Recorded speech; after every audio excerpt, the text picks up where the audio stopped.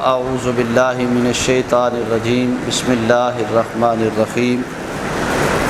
وعہدنا الی ابراہیم واسماعیل ان طہر بیتی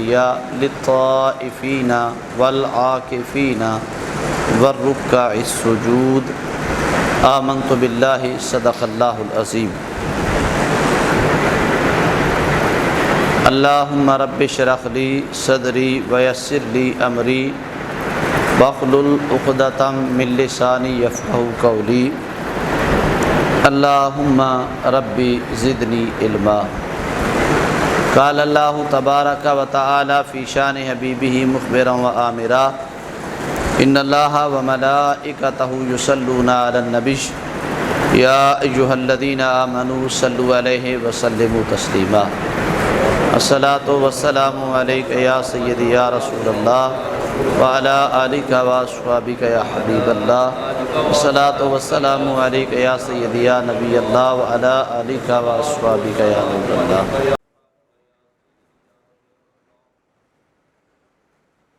دوستان گرامی قدر، آج کا درس اعتکاف کی فضیلت و اہمیت کے حوالے سے چند باتیں آپ کے گوش گزار کروں گا۔ اعتکاف جو امام الانبیاء صلی اللہ تعالیٰ علیہ وآلہ وسلم کی سنت ایک خوبصورت عمل ہے اور ایک مستقل عبادت بھی ہے۔ اللہ رب العالمین نے قرآن مجید کے اندر ارشاد فرمایا وَعَهِدْنَا إِلَىٰ إِبْرَاهِيمَ وَإِسْمَاعِيلَ أَن طَهِّرَ بَيْتِيَ، فرمایا ہم نے تاکید فرمائی ابراہیم علیہ السلام کو اور اسماعیل علیہ السلام کو کہ میرے گھر کو پاک اور صاف رکھیں۔ والعاکفین ان طہر بیتی للطائفین والعاکفین والرکع السجود، کہ ہم نے ابراہیم علیہ السلام اور اسماعیل علیہ السلام کو وصیت فرمائی کہ میرے گھر کو پاک اور صاف رکھیں۔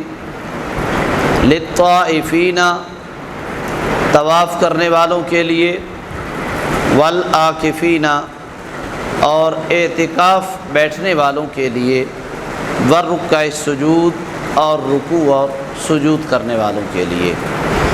اس آیہ کریمہ کے اندر اللہ رب العالمین نے حضرت ابراہیم علیہ السلام اور حضرت اسماعیل علیہ السلام کی بات کو ذکر فرمایا کہ ہم نے انہیں وصیت فرمائی، ہم نے انہیں تاکید فرمائی کہ میرے گھر کو صاف رکھیں۔ کن لوگوں کے لیے؟ ان کے لیے کہ جو اعتکاف کرنے والے ہیں،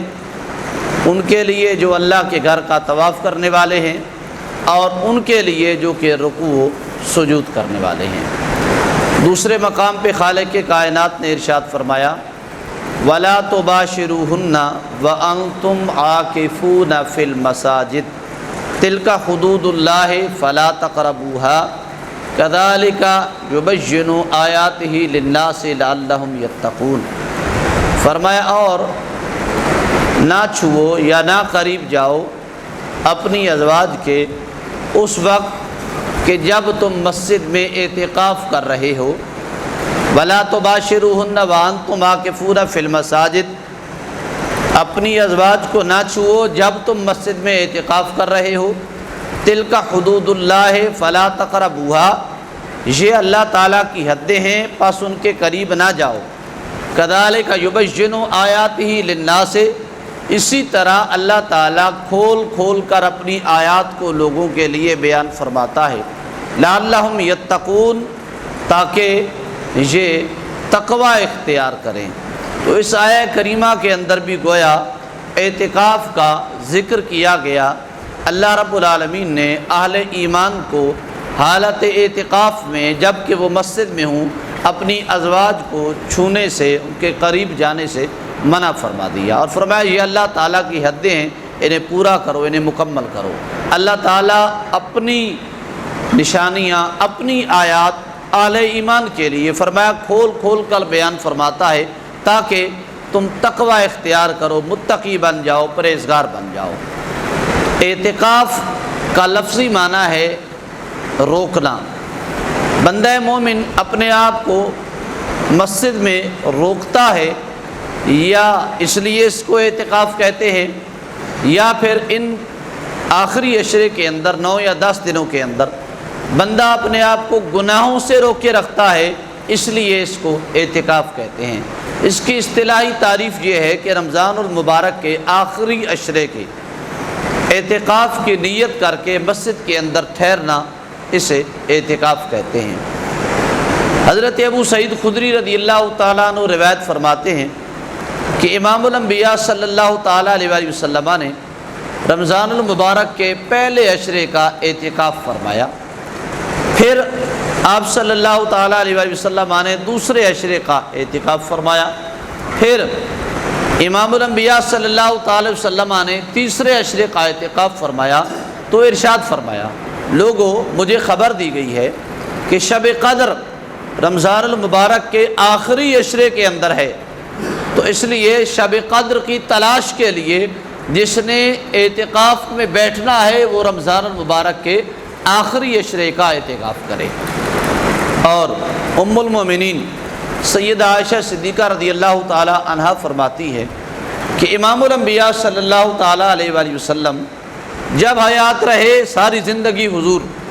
رمضان المبارک کے اندر اعتکاف فرماتے رہے، یہاں تک کہ حضور نے ظاہری دنیا سے پردہ فرما لیا،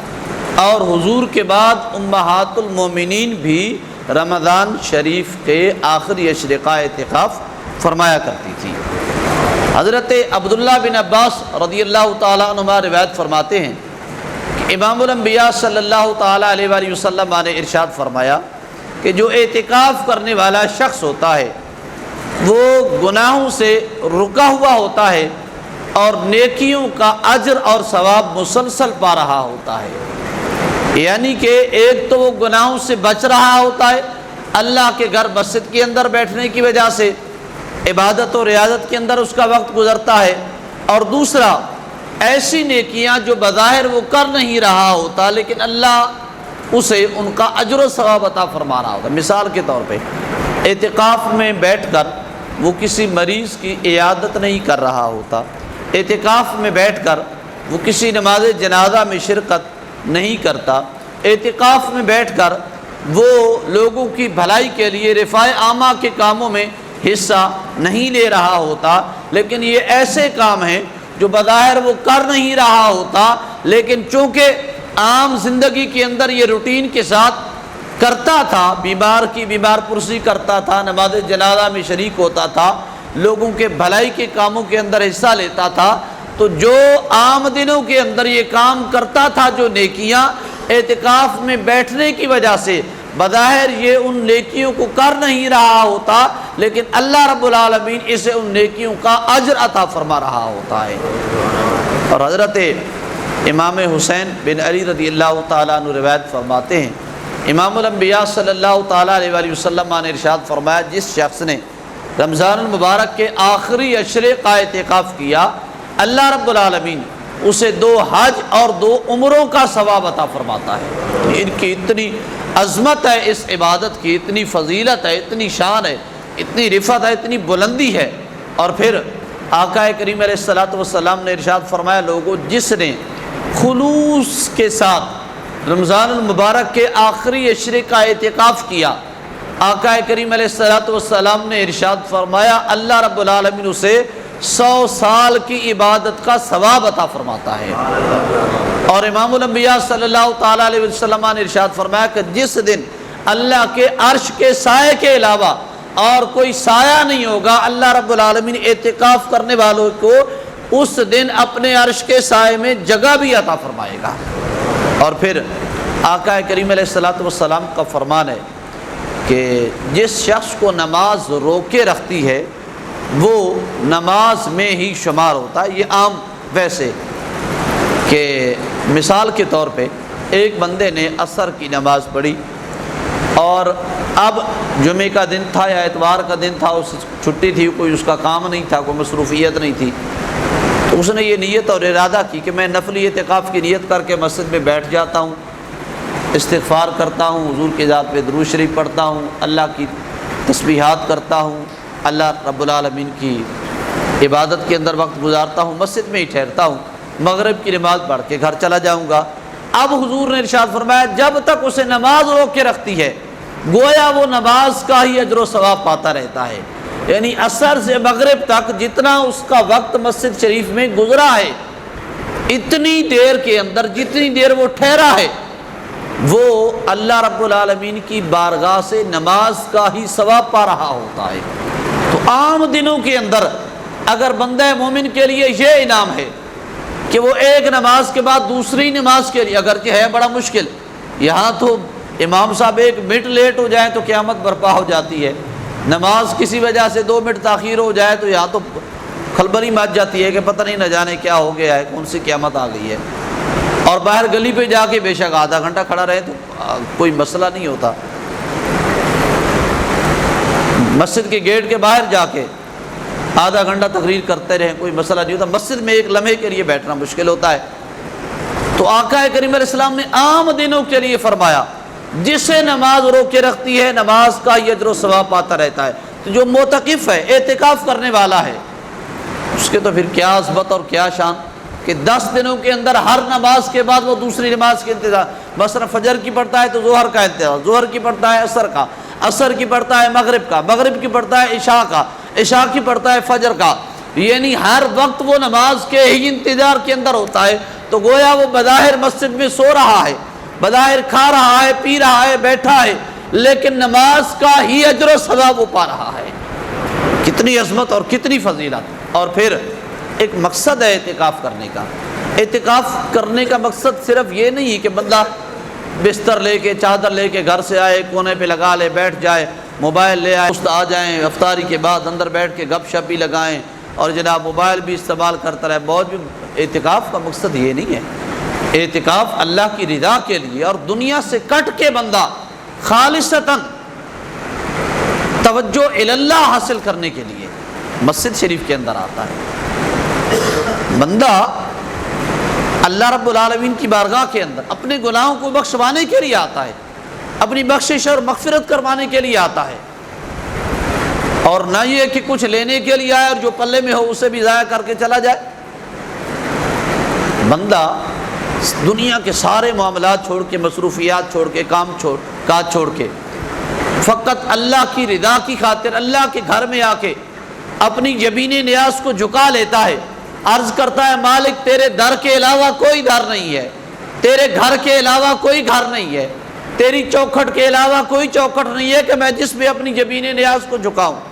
مالک میں گناہ گار ہوں، سیاہ کار ہوں، خطا کار ہوں، ذلیل ہوں، کمینہ ہوں، تو عزتوں والا ہے، عظمتوں والا ہے، فضیلتوں والا ہے، میرا خالق ہے، میرا مالک ہے، میرا رازق ہے، تو مجھے بخشنے والا ہے، مجھ پہ رحم فرمانے والا ہے، مجھ پہ کرم فرمانے والا ہے۔ مالک میں سب کچھ چھوڑ کے تیری رضا کے لیے تیرے گھر کے اندر آ گیا ہوں، اب التجا کرتا ہوں کہ الہ العالمین میری بخشش فرما دے، میری مغفرت فرما دے، میرے سابقہ گناہوں کو معاف فرما دے، آئندہ میری اصلاح ہو جائے جو باقی زندگی رہتی ہے۔ تو دوستان گرامی قدر، بارگاہ لم یزال کے اندر دعا ہے کہ اللہ رب العالمین خلوص دل کے ساتھ جن جن احباب نے نیت کی ہوئی ہے انہیں یہ سنت پوری کرنے کی توفیق عطا فرمائے۔ وآخر دعوانا ان الحمدللہ۔